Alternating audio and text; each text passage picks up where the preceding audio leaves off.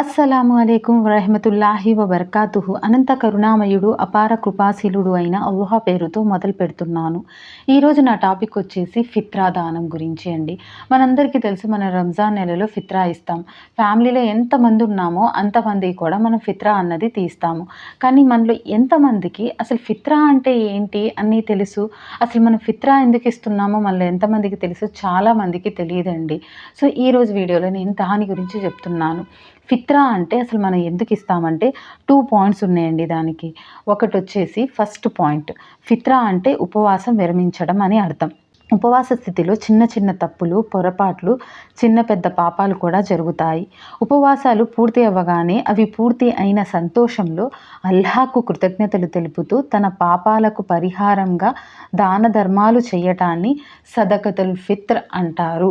మన అందరం ఉపవాసాలు ఉంటాం కదా, మనం ఏదో ఒక తప్పు చేస్తూనే ఉంటాము. సో ఆ తప్పులకి పరిహారంగా మనం ఇచ్చేదే సదకతుల్ ఫిత్ర్ అన్నమాట. ఇంకో పాయింట్ ఏంటి వచ్చిందంటే, పండగ పూట ఎవరు కూడా పండగ సెలబ్రేట్ చేసుకోకుండా ఉండకూడదు. వాళ్ళు కూడా మనతో పాటే హ్యాపీగా పండగ సెలబ్రేట్ చేసుకోవాలి అని చెప్పేసి ఇది ఫిత్రా అన్నది మనం వాళ్ళకి ఇస్తామన్నమాట. సరే, ఫిత్రా అంటే అర్థం ఏంటో తెలిసింది. మరి ఫిత్రా ఎవరు ఇవ్వాలి అది కూడా మనం తెలుసుకోవాలి కదా.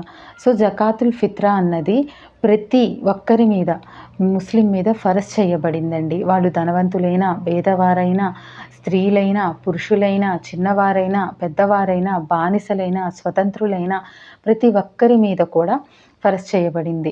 అబూ దావుద్ హదీస్లో ఇలా చెప్పబడింది. ప్రవక్త ముహమ్మద్ సల్లల్లాహు అలైహి వసల్లం వారు సదకతుల్ ఫిత్ర్ని ఎందుకు విధించారంటే, ఉపవాసకుల ఉపవాసాలను చెడు మాటల నుండి, అనవసరమైన చేష్టల నుండి పరిశుద్ధపరచాలని, పేదలకు, అగత్యపరులకు ఆహారం ఏర్పాటు కావాలని ఫరజ్ చేశారు. ఇక్కడ మనకు ఒక పాయింట్ గుర్తుంచుకోవాలండి. జకాత్కి ఫిత్రాకి తేడా ఏంటి? జకాత్ అంది ధనవంతుడు ఎవరి దగ్గర అయితే ఒక లిమిటేషన్ ఉండిద్ది.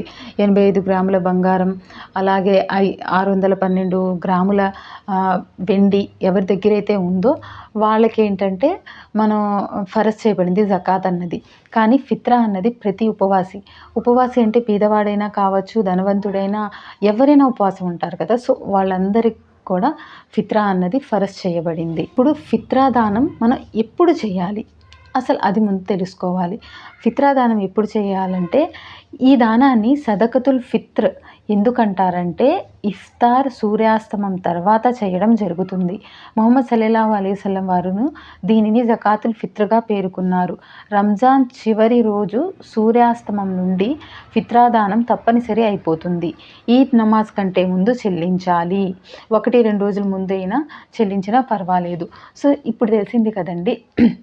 నా చిన్నప్పుడైతే ఫిత్రా అని తీసి పక్కన పెట్టి పండగ అయిన తర్వాత కూడా ఇచ్చేవాళ్ళు. కానీ అలా ఇస్తే అది ఫిత్రా అవ్వదు, అది సదకా అయ్యిద్ది. ఫిత్రా అన్నది దాని కరెక్ట్ పద్ధతి ఏంటంటే, లాస్ట్ రోజా ఇఫ్తార్ అయిన తర్వాత ఈ ఈదుల్ ఫితర్ నమాజ్కి ముందు ఇవ్వాలి బీదవారికి. కానీ ఇప్పుడు 2-3 రోజులు ఇచ్చినా పర్వాలేదు, అంతకంటే ఎక్కువ ముందు ఇవ్వకండి. ఎందుకంటే వాళ్ళు వేరే అవసరాలకి దాన్ని ఉపయోగించేస్తారు. సో అది కూడా ఇవ్వకూడదు. కరెక్ట్గా 2-3 రోజులు ముందు ఇవ్వండి. లేకపోతే ముందే పండగ ఇఫ్తార్ అయిన తర్వాత లాస్ట్కి ఇవ్వండి. ఈద్ నమాజ్కి అయితే ముందు ఇచ్చేసేయండి, ఈద్ నమాజ్ తర్వాత అయితే అది అవ్వదు. సో అర్థమైంది కదా, ఇది సదకతుల్ ఫిత్ర్ గురించి. ఇది కంపల్సరీ అండి, ఫరజ్ చేయబడింది. మనందరం కూడా తప్పకుండా ఇవ్వాల్సిందే. చాలామంది ఏంటంటే, గర్భిణీ స్త్రీలు ఉంటారు కదా, ఆ బాబు మీద కూడా ఫిత్రా ఇవ్వాలా అంటారు. ఉలమాలు ఏమంటారంటే, కొంతమంది ఇవ్వండి అంటారు, కొంతమంది అవసరం లేదంటారు. సో కాబట్టి అదేం మ్యాండేటరీ కాదండి ఇవ్వాలి అని చెప్పేసి. సో ఎవరు ఇవ్వాలి ఫ్యామిలీలో అని చెప్తే, ఇక్కడ ఒక పాయింట్ ఉందండి. ఎవరైతే ఎర్న్ చేస్తారో, సంపాదించే వాళ్ళు ఉంటారో, అతను తన భార్యది, పిల్లలది, తండ్రి తల్లులు వాళ్ళకి సంపాదన లేదనుకోండి, ఇతని మీదే డిపెండ్ అయితే వాళ్ళది కూడా ఆయన ఇవ్వాలి. లేదు వాళ్ళకి సంపాదన ఉంది అంటే వాళ్ళ ఫిత్రా వాళ్ళు ఇచ్చుకోవచ్చు. సో అది. ఇంకో పాయింట్ వచ్చేసి, ఫిత్రా దానం ఎంత చేయాలి?